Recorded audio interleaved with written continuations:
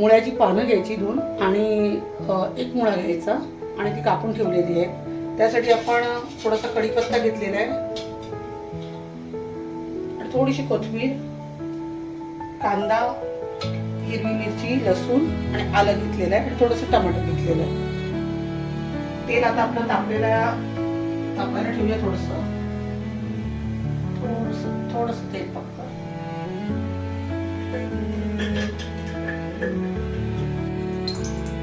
प्रथम आलं, लसूण आणि मिरची घालून घ्यायची।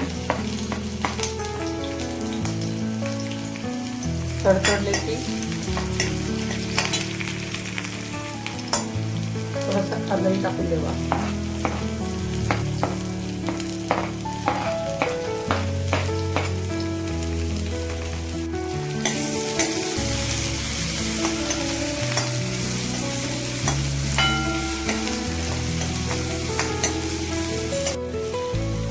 माझ्या प्रत्येक जेवणामध्ये हिंग असतो।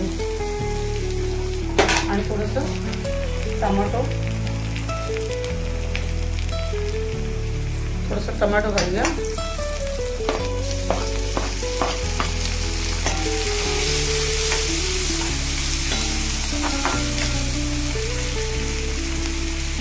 टमाटो घातल्यानंतर आपण मीठ घालूया, पण मीठ घातल्यामुळे टमाटो लवकर शिजतात। थोडंसं तुम्ही नावापर्यंत चवीनुसार मीठ घाला पाहिजे।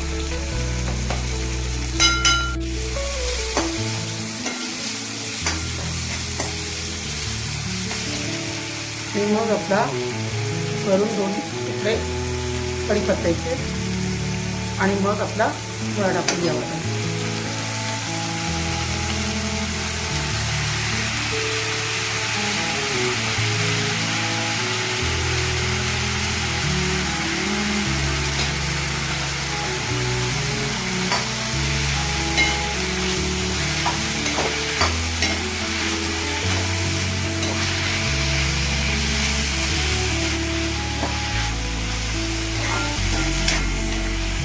मुळा थोडा शिजायला आपण भांडं झाकून घेऊया,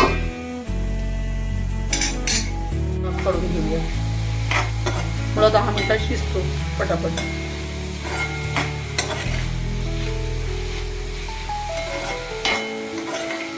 शिजताना थोडंसं गॅस फास्ट ठेवायचा, म्हणजे ते पाणी आटून जातं।